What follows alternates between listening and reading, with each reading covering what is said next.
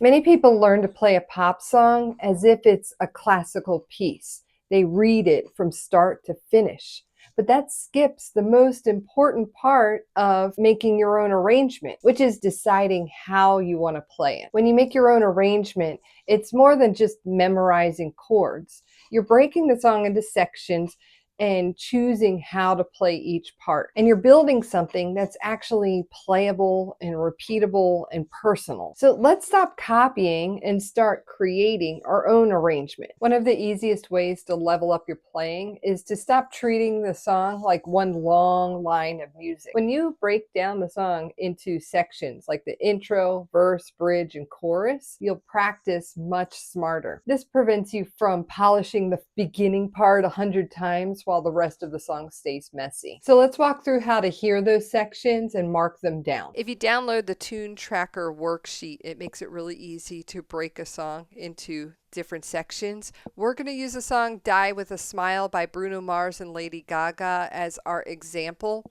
and break it into 4 sections. The intro is easy to identify. It starts at 0 seconds, so you can write the timestamp there, and it's just 2 chords. In the recording, they're playing it on guitar. There's your intro. The next part is the verse, where you're going to pick one phrase that's easy to recognize that will represent the whole verse. I picked I Just Woke Up From a Dream. I'll play it with a key.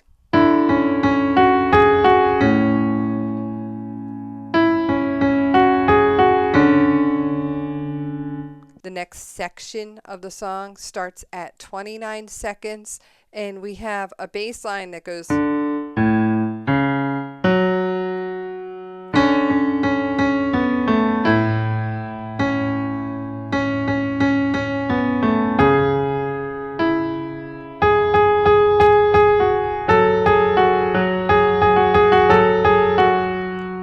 The section I wrote down is Wherever You Go, I'll Follow. Even that's simplified. The last section is the chorus. This is the most recognizable part that starts at 45 seconds.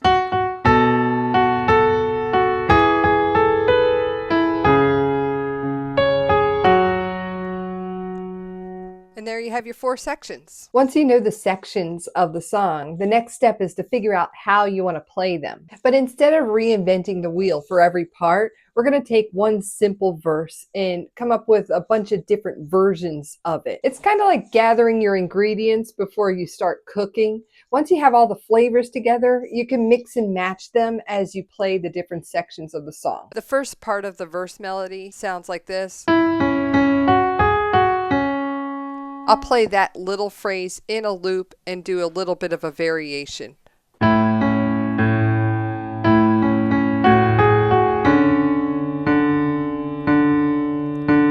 Here's a different.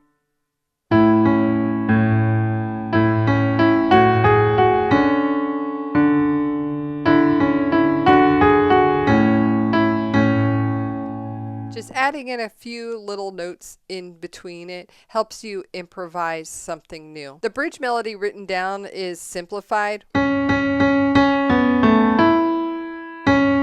The vocals sound more like this. So play it both ways and you'll have 2 different versions of it. Harmonies.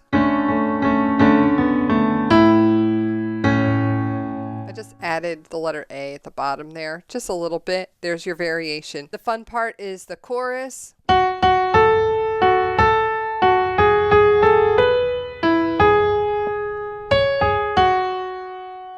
Now we have some style options, but it's time to look under the hood of the chords. We'll take the root note of all the chords, which makes the bass line, but we're going to treat it like its own melody. This helps us decide which direction we want to take the notes, up or down. We don't want to be bumping into the melody or interfering with the vocals, but still stay relevant. And sometimes a bass line with a pedal is all you need for a solid accompaniment to the melody.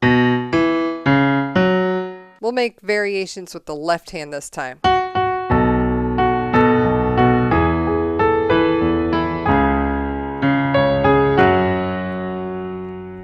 variations don't have to be spectacularly creative. I played a single note bass line with the pedal, hit it twice sometimes, and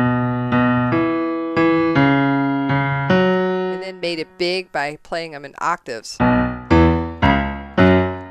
it's time to put it all together. We got the structure of the song, some stylistic ingredients, and a bass line that helps us give direction to the entire melody. This last part, I'll show you how to play the full phrase, the melody with the bass line, and build on it using our variations and harmonic add-ons that sound good. This is where it starts to sound like your own version of the song.